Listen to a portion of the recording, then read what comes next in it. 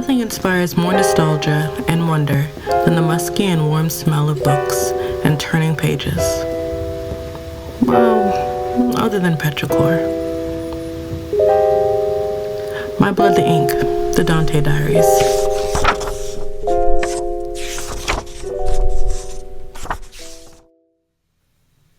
Hi, welcome to The Dante Diaries, a companion podcast to My Blood the Ink, written and directed by Jay Cottle.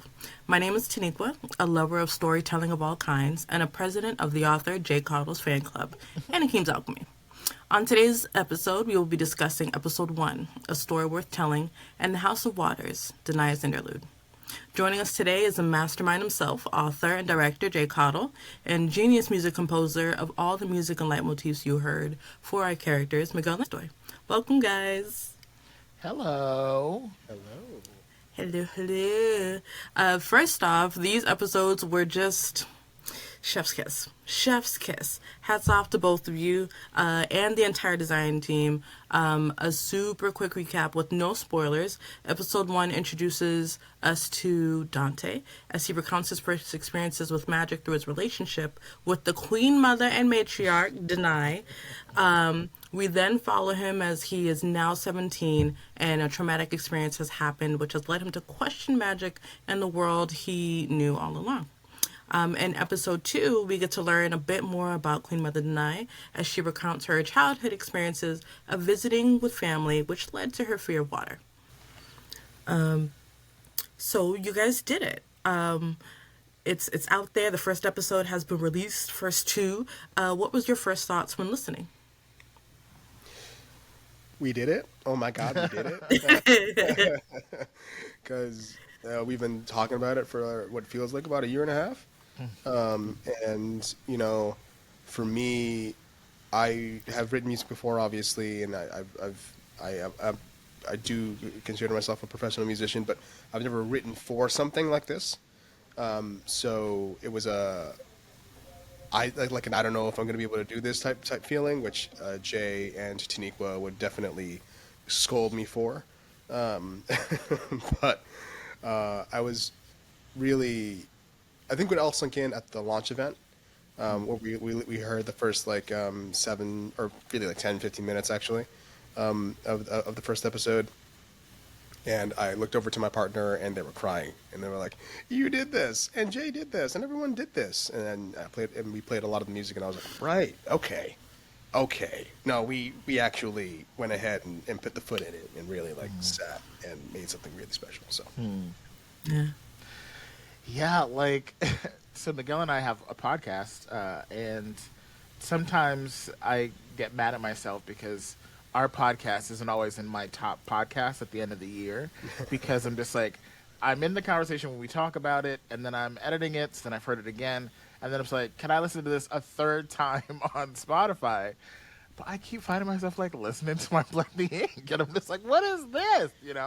So I love it. I think there is so much work that went into this from so many people. And having it all come together is really beautiful. And honestly, I've been pleasantly surprised by the response and just people connecting with different parts and loving different people. And, I think a part of me thought it would take time to get buy-in, which obviously it still will. But I think having so many people just be in so early was just really exciting. Yeah. When I tell you, I was there at that table in college when we had the whole was it Always Sunny in Philadelphia moment where there's just a whiteboard and it has all the characters, all of the storybook pieces, all the outlines. Now, mind you, the story has grown and changed and probably isn't even close to that story anymore. Right. But that's what I remember. So, Jay, tell us everything. How did My Blood the Ink come out? What inspired you to tell this story, and why did you feel like an audio drama was a perfect way to tell the story? Oh my Jesus, so many loaded questions in there. First, You're Miguel, welcome. if you could just imagine, it literally was that Sunny in Philadelphia meme, because I felt like I was giving such intense energy, just at the table. And honestly, I love my friends so much because I'm just you are watching me tweak out right now. And as I'm putting and they're just wow, oh my God. Anyway, just I still had the hilarious to me. picture. Me I too. still Yeah. literally on my social media had the picture of that So whiteboard. It was funny. just like I'm gonna remember this one day. Some shit's And still it's true. A lot of it isn't. But anyway, how did the story come about? So already, I'm just like, should I say this? I think I will because I have to, and it's true. My Blood the Ink is a prequel, and it was not the story that I set out to tell initially. So when I was hilariously in high school, around Dante's age, I just had this idea because I was uh, my path to school kind of took me through Northeastern University's campus, and there was this statue there that I thought looked like a magical amulet, and I would just daydream about it all the time.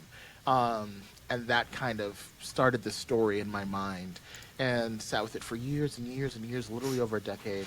And what I was doing in that decade is I was doing a lot of research and taking lots of notes. And when I finally decided to like get real and write the story, I was kind of overwhelmed by those notes because shit was all like on napkins, in my note section on my phone, in the voice memos, in some like three different notebooks, and I was just like, I gotta like bring all this together. And so I was like, I kind of need to just make like an encyclopedia of this world that I built. And I started doing that, but the task was overwhelming because I'm just like, this is a lot of work. And I was just like, this is a lot of work for only to be for me. And so I started thinking about like, well, how do I like make this shareable? And then one day, I think it was like a random New Year's Eve, I wrote kind of the a big chunk of episode one a couple years ago, and it was like in a character's voice, and I was like, well, that's interesting. Who this is? And I was like, oh, well, this could be cool because maybe instead of just like an encyclopedia, I could like have a person narrating this stuff. And I was like, okay, that's cool. And so then I was like, all right, what are the little bits of world that I want to explore? And then, how do I have him talk about it? And then I don't know, he just started to fascinate me more, like who this man is, who he is. And then it was going to become, okay, this is not an encyclopedia. This is going to be an anthology of short stories about this man as he encounters the different things that would be in the encyclopedia. And then I kind of hit a wall because I was just like, you're forcing a plot onto him based on your needs of the encyclopedia and not necessarily telling a true story about him and his life. And so I was just like, but then I was like, but you weren't trying to write a book about this man's life. You was trying to do an encyclopedia. But I don't know, Dante was too compelling. And so I was like, I guess this is a novel now. So we're just going to write a novel. And then the novel, I was just so lonely. And I was like, I want to bring more people into this process. And then I was like, I love radio dramas. I know a lot of talented people. Let's do that. And then that's kind of really when it took off. So it's had a lot of different lives, a lot of different versions. That's how we got to the audio drama piece. And I'm very happy about it. I think that's the form it was supposed to take initially.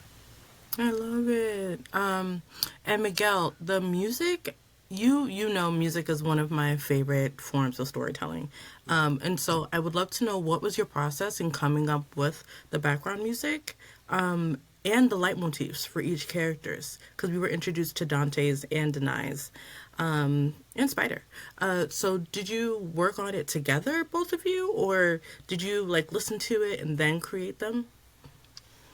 Yeah, I mean, it was definitely a very collaborative process because I again I love working with friends, and also there's almost more pressure because you want to show up for your friend. You know what I mean? Like if it's a professional thing, you paid me a certain amount of money, and like I did it to the best of my ability, and that's what it is. But like when it's someone that you love and care about, you're like, but I like not that you don't want it to be good in other situations, but like this needs to be good because this is for people that I love and care about, right? Yeah. So it was very collaborative. At first, I was like just sending Jay stuff like, "What about this?" or "What about this?" and "What about this?" And then it just got to the point where we're like, "Let's just get into a room and come up with like a leitmotif, a musical phrase for each character that we're going to be exploring in season one," which really helped me just kind of like formulate things and go from there. I think that was definitely the way to do it. And then I think from there I was able to like kind of extrapolate a little bit, like just kind of just go off on my own, because the magic theme I would say was the thing that I collaborated the least on, because I sent Jay a very like, what about this? And it was like, I don't know, like a minute and a half of a piano thing, and he was like that right there, that, and I was like, okay, cool, I can do this kind of thing. So very collaborative to start, and then from there we just kind of make adjustments as we go. And every episode is that. It's just like testing things. If something doesn't work, sometimes Jay trusts me because I'm like, wait, like I go in a direction that I don't think is obvious at first, and Jay's like, I don't know, and then he'll hear it and he'll be like, okay, I see where you're going, or actually no, and I'm like, okay, cool. Well, no, let's make sure we're honoring Jay's original vision, because I like a project with a focal point, because there is a place where it all comes together versus completely collaborative. Well, following up on that, currently my favorite leitmotifs are the spider and denies. Love Dante, but the spiders is so like brilliantly whimsy and also haunting at the same time. Where denies is just, it's badass and it's centered around the bass. And in my opinion, like the bass has always felt like the heartbeat or the soul of like a rhythm section. And so I'm wondering like if that was on purpose. And I know that you said that you guys go and kind of go back and forth with how you create that, but what was your thought behind each leitmotif? Like, what were you thinking? Yeah, I mean the bass on Denies, because what's interesting was it didn't start off as a bass line. It started off as a collection of just notes, very like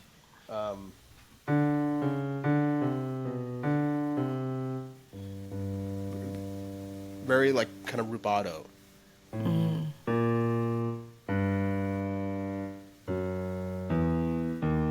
playing all the wrong notes right now, of course, right?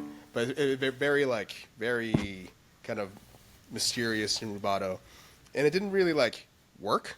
We were trying to find how it was going to work, and then we made it groove, and it was like, oh yeah, of course, because Deny is steady, Deny is constant, Deny is everything. So taking that collection of notes and making a bass line out of it, adding a little bit of percussion, a little bit of rhythm, I think really made it sing. And then for Spider, I love African rhythms. I think they're the basis of so many musics, but especially jazz, and especially the music of the Dominican Republic. Like most of the rhythm comes from people that came through from Africa. And I started off with that bell pattern.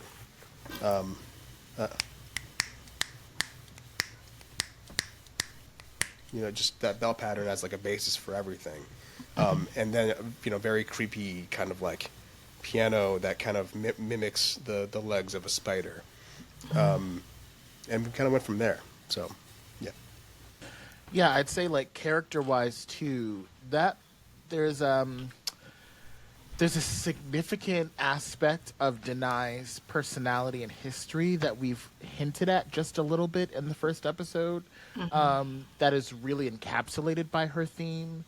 It's a little bit seductive. It's a little bit like, it feels like nighttime type thing, and it really speaks to a large part of her character. I'd say she says some things. No one's really clocked it, but like she says some things in episode 1 to Dante as a child where I'm just like, is that something you should say to it? You're like, it's a little interesting that you're saying that.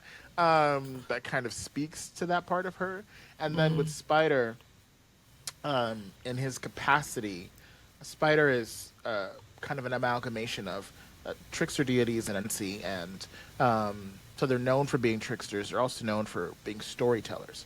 And so we knew that a lot of the times that he interacts and his connection with Dante is through stories, that having that kind of drum circle in the oral tradition of how they would tell stories in Africa was also important to how his theme was structured and created, along with like he is a trickster and we don't always know his intentions. So that also, that little creepy element coming in there too speaks to that as well. And I'm not sure whether to refer to him as Deshaun or Digi, but GK. DGK, brilliant. Like I literally couldn't have imagined a better spider if I tried. The casting for everyone was amazing. But before we jump into that, one of the things that really struck me about the first chapter, and that I love, is that like it definitely feels like a love letter to family bonds, but not just to family bonds, but also to libraries. For me, libraries were like one of the first places where like I felt free and I could truly be myself and dream and wonder. And so I wonder, like, what was your intention? And for both of you, like, do you have a special relationship with libraries? Yeah. To be very dramatic, I think that libraries are kind of one example of the greatest good that humanity has.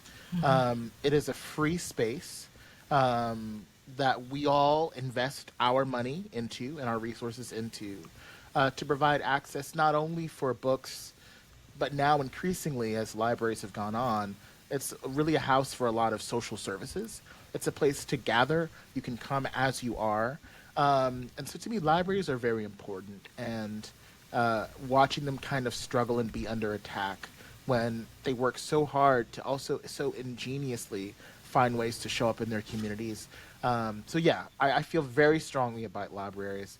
I've always said that if I went into the witness protection program, I would be a librarian. I love it so much. So I also think there's that. I grew up as a huge reader, and when a librarian offers you a book, it's like they see you, right? And then you like get transported into this world, and you feel seen and all that. So yeah, I think they're very powerful and very inherently magical. So for sure, that was a large part of how the library at the edge of the world came to be. Yeah.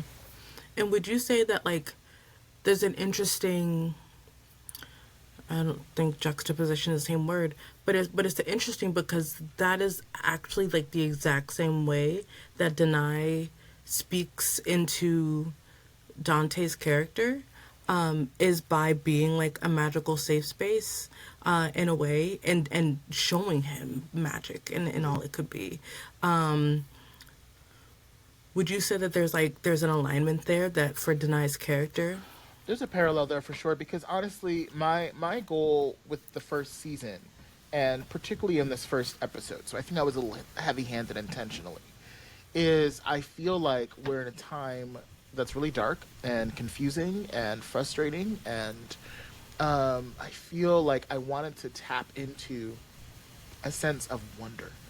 And even when I take in fantasy stories now, often they're dystopian.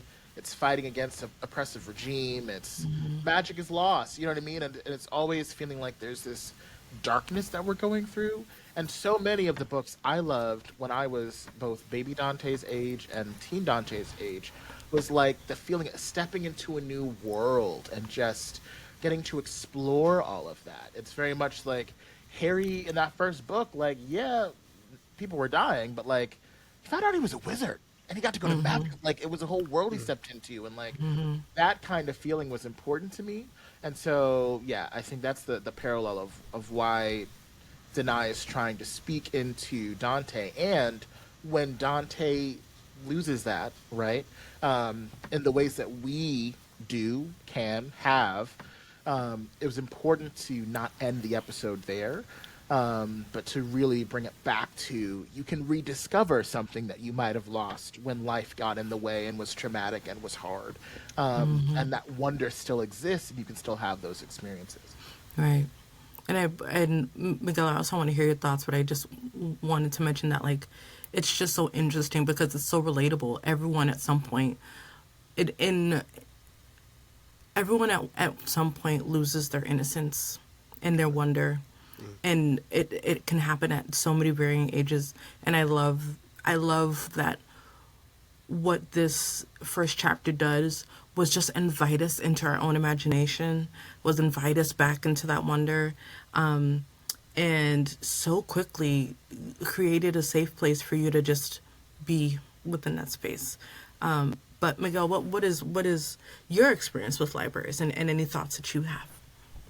Yeah, I mean, libraries are wonderful, beautiful places where people can find wonder. Like, and yeah, I had a very similar experience as a kid. Fun fact: I actually wasn't a very good reader. Like, I don't know if it was just any like I now know I have ADHD. I don't know if that was the the thing that was messing with me or not. But learning how to read English was hard for me. And I was in a lot of reading programs. And one summer when I was in a reading program, I think I was between like first and second grade, to kind of get my reading skills up, I remember coming across a book that had a little fawn and a kind of light. And it didn't have a title or anything, but it just had a fawn and a light. And the fawn had a little scarf, and I was like, that looks cool. And it turns out to be the Lion, the Witch, and the Wardrobe. And I just devoured that book. And from that point on, I was a reader.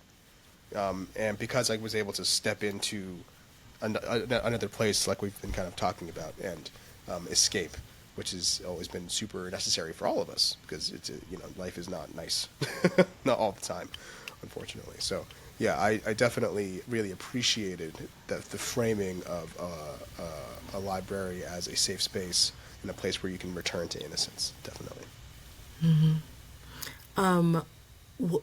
Both of you know, because we've been friends for a long time, but as someone who's been bullied for a long time growing up, the way that I shouted in glee and just vindication when Dante was talking to Brennan and unveiling his hypothetical master plan, it felt like I felt so vindicated with everything that like happened to me growing up. What inspired that scene, and how did it feel to record that with, I think, Jude and Jay? Were those Judith, characters? Mika was Nico, and Nico, Jude is yeah. Brennan. Yeah, it was. Avoiding spoilers.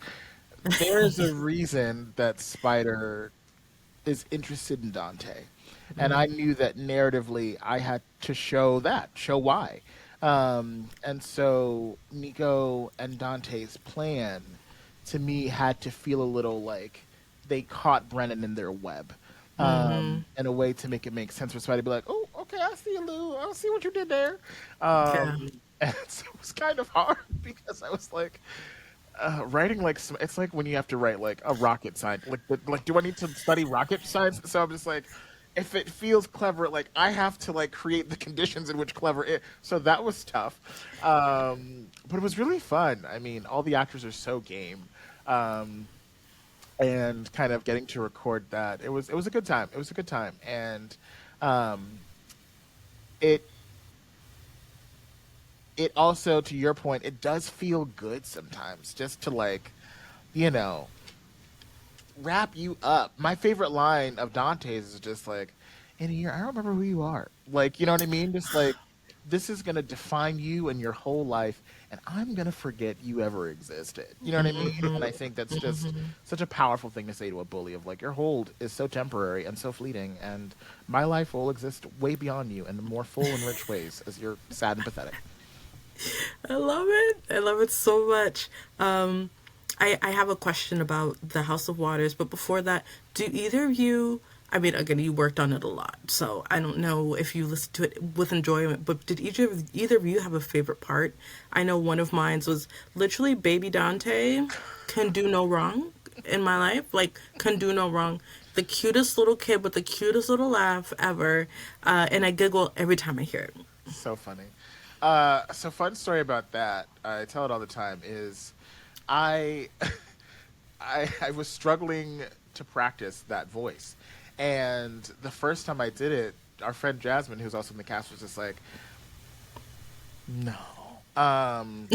She was just like, do we need to like cast someone to be young? I was like, maybe. It's not giving that I can do it. And then time crunches were a thing. And we were just in the studio, and I just improvised that voice. And it was just like pitch it high. Dante's accent, you'll notice, kind of goes in and out, and it's not purely because of ineptitude on my end. It's because he has a thick southern accent, but he goes to like prep school and boarding school, right, where they would iron a lot of that out. And so it was important to me to juxtapose baby Dante not having gone through that to have a thicker accent. So he had like this thick country little accent, speaking up real high. I could not actually keep it together. So Zakiya, who plays Denai, like we had to stop like 3 or 4 times because every time I was laughing, Siobhan was outside of the booth laughing. So weirdly, yeah, one of my favorite moments within that is just when Dante's like, "Grandma, yes." I don't know like why I love that. It's so random. But yeah, that's one of my favorite moments in the episode.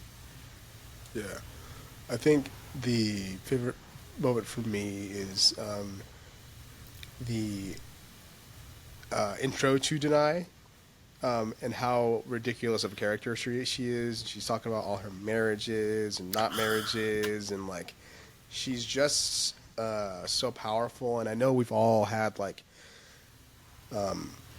very powerful women in our lives. I know I have. I know that's always been a very like important aspect to me and how I've turned out, is that I've always just never seen women as one, objects, and two, as like I have always seen them as people who are especially to be respected more than men in a lot of situations. So it's always fun to hear of that elder, and also our elders' histories. You know, like our like those little, because they all have lives. Like I think the one of the beautiful thing about growing is like being the same age as your parent or a mentor or whomever, and seeing what they were doing at that point, and being like, oh, like my mom didn't actually come to the States until 5 years from how old I am right now, and that's mind-boggling to me. You know what I mean? So it's always interesting to get into those histories and stories. Oh my gosh, I get that. As a woman, my mom was 24 when she had me. And I think she was like my age, if not a little bit younger, when she had my youngest brother. And I was like, "You had kids Right. at 24?" Yeah. Right. Couldn't be me. Couldn't be me. Well, as you mentioned a little bit, my grandmother, who is a bishop, also used to be a backup singer and work in clubs at night when she was younger in Jamaica. And so Phenomenal. I wonder, do either of you, which is like, this woman has lived a life. Do you mentioned your mom a little bit, Miguel, but is there anyone else? Like, I have an aunt who I swore was a witch. She's like the black sheep of my family, my favorite aunt in the entire world, my auntie D. I was like, she's a witch. She has an altar. She has a black cat. I know this to be true. I know this. Do either one of you have a family member like that? Yeah, I mean, I have so many aunts. My mom is one of 9, and most of them are aunts. And I have an aunt who was one of the first female judges in the Dominican Republic. Wow. And just like was what, and like is a badass, just like insanely powerful human being, and which blows my mind. I have another aunt I have 2 aunts who are teachers. One of them, my first trip to DR when I was like cognizant and a human being, everyone went out to go play, and she was like, "You come here because you're about to learn some Spanish." And I spent that entire summer. We were there. We would go to DR for 2-3 months at a time. She sat me down and made sure I understood my letters and made sure I could speak properly and all that, all that kind of stuff. And I would like, and at the time I was like, "This is bullshit," you know. Like, I want to go play with everybody, but nah, those types of powerful people definitely leave an impact. Yeah. You know, for me, I'm first gen, and I didn't have the closest relationship to my grandmother because she was in Barbados, and she passed away when I was in the eighth grade. Um, so I physically like met her. I want to say twice. We had like phone conversations here and there, but you know it's not the same. And you're a child, so you just want to be like, "Can I go back and play with my toys, please?" And so my great aunt, in a lot of ways, has been the matriarch of our family. But again, I moved when I was a kid, so even that relationship, um, she mostly functioned kind of as my grandma, but we still weren't in close contact all the time. So I think Denai is both an amalgamation of the powerful woman in my life, and also the relationship between Denai and Dante is kind of a dream I have of what it would have been like to have that kind of relationship with my grandmother. So yeah. I get that.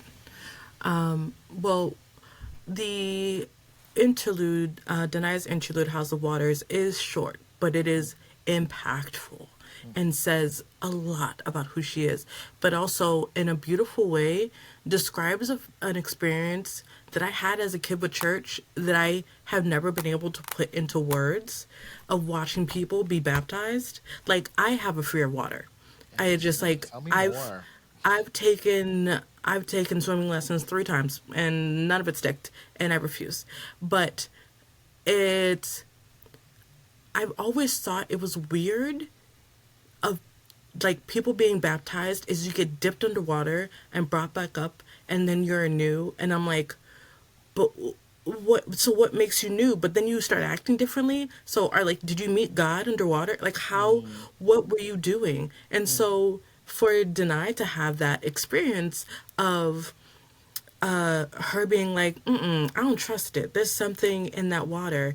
And to have that tiny moment of like seeing someone get baptized and coming back up and smirking at her, I was like, that's it. It's like, that is the, it's just weird. mm, It's a weird ritual in mm, my brain. It's a weird concept that now you're just this whole new person and you start acting differently, and depending on the type of church you went to, you're not better than other people who mm, haven't done this thing. mm, And so I found it really powerful and really interesting to parallel Denai's fear of water, how she was raised in like a church background, and like the demons and monsters that she imagines, but knowing like a little bit about the library at the edge of the world could be real. I thought all of that was interesting, and I want to know your thoughts. Miguel and I come from very intense religious backgrounds. Like, not only our relationship to them, but also the religions that we are part of are also known for being really intense. Yeah. And I have long been someone who like questions things, even within that system and structure. I've been baptized twice. I've seen it, right? Like revivals that I kind of spoke about in that episode, been there, done that. So a lot of it was partially my experience. And also, I think I when I was really steeped in church, around like my teens, I started like developing this kind of like meta thing where I'd stand outside and like take a critical lens at like all the things we were doing and seeing that they were rituals. Not, and it's harder to think that because when you're in it, you just think that it is what it is, right? Like we're doing communion and we're doing baptisms and we're doing foot washing, but you're never like, y'all are saying that this is the blood and body of somebody. Like you're saying that like there's so much ritual happening in all these spaces all the time. And I just started to ask some questions, and then I started to like probe things, and I was a menace. I wrote a monologue and performed it in church one time about like heaven, when you think about it, sounds boring. I was just like, and I feel like the Of course concept you of would, Jay. eternity, y'all aren't really thinking through that eternity means forever. And we just gonna be playing with tigers? I'm just like, it's not giving. And so like, um, looking at those things and examining religiosity is a big part of this story. But I also want to be clear that it's not necessarily about denigrating religion. I think it's about opening up unhealthy religious practices, fears and anxieties around religious practices, how a lot of times religion is used to endear a sense of power over people and subjectivity. But I also want to explore the beauty that I think religion has the opportunity to be at its core of togetherness, of elevation, of healing, of feeling connected to something bigger. So it's very messy in a way that like I'm enjoying. But yeah, that's kind of what inspired that. And I also thought, wasn't it interesting that like Denai, who we automatically meet as this powerful woman, whose literal family dynasty is a shipping company and making ships and being on the water. Yes. What does that mean for her to have a fear like this?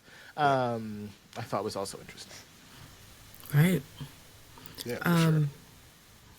Go ahead, Miguel. Sorry. No, I mean, it's like it's the crux of faith and disingenuousness, right? Like, it's just people. What I really like about that monologue is people acting different, and not necessarily honoring their faith, right? Because like I know plenty of people I grew up with who are still super faithful and work towards that ultimate goal and really like live their values. And then there are a lot of people that went the whole 9 yards, got baptized, et cetera, and off doing some crazy ish, like you know what I mean? And you see that, and you're like, but why am I here? What's going on here? So Yeah. I really like that, and I do think that the music and the cues that Jay built in of just like I want this to kind of be very anxiety inducing and grow Yes. and just be very creepy and like it is Denai's theme, but there's also this other thing that comes through that really is unsettling. I think was Yes. important. So no, Yes. it's definitely true to the experience of growing up in a very strict conservative Yeah. religious faith. I also want to say, to take a step back out of the deny of it, these interludes are very important because obviously they're related to the game that Dante and I were playing, but these interludes set up the next arc of story that we're going to see. And so they're kind of an introduction into like these are the themes and the things that we're going to be exploring. So death and rebirth and change is a large part of what's coming next in Dante's story. And so we're going to have periodically throughout the seasons some interludes from Denai, and I'll share that they're also something else. I'm not going to say what, but they are very important. But also, yeah, set the stage for the next part of the story. Okay, friend, because I was going to say it reminded me of a game that I love deeply. And I was like, oh, there's an adventure afoot here that could be built here. And I like it. I like it a lot.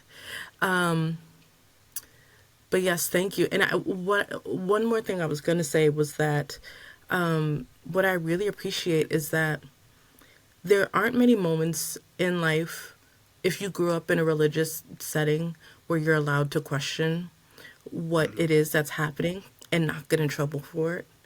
And I think for some folks who maybe have that experience, and maybe some folks who don't but have had questions, this moment allows for that to be okay, to be like, to be seen in that, like, yeah, that was weird, and why did that happen?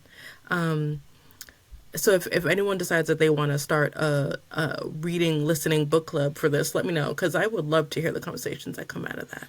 Yeah, that reminds me of, to your point just now, there's a feeling sometimes where, and I think the three of us have probably felt this at some point when you grow up super religiously, of feeling different than everybody and feeling like, oh, I'm not in this the way you're in this, right? Like the way you're getting caught up in the way I'm not. And that's, I already know, not a good thing, right? And so that's also part of Denai's anxiety of just like feeling like she zoomed in on, and everything around her is like, this is something I don't understand. But counter to that is, I'm always thinking about what to say, is it was important for me to Oh. Denai Uh-oh. clearly felt that way in her family, right? Yes. Denai, who's this big, bold, beautiful presence. And it's very clear that she has a relationship with Dante. We don't hear Dante mention his parents very much. And so, what I'll share a little bit is that just like in every family, within the Winston Taylor kind of dynasty, there are kind of these standouts. And as much as you stand out for really brilliant things, it can also be isolating. And to be able to have someone there to kind of be in community with, and that relationship with Denai and Dante, to have both of them be able to have someone else in their family to like share the experience of being the outsider, was also something really important, and something that like I wish I had. I don't know if you all had access to that in your family dynamics, but yeah, like peeping all that stuff and being the different one can just feel really isolating and not fun. So it's nice to have like an ally in the fam that you can connect with in that way. Absolutely. Absolutely.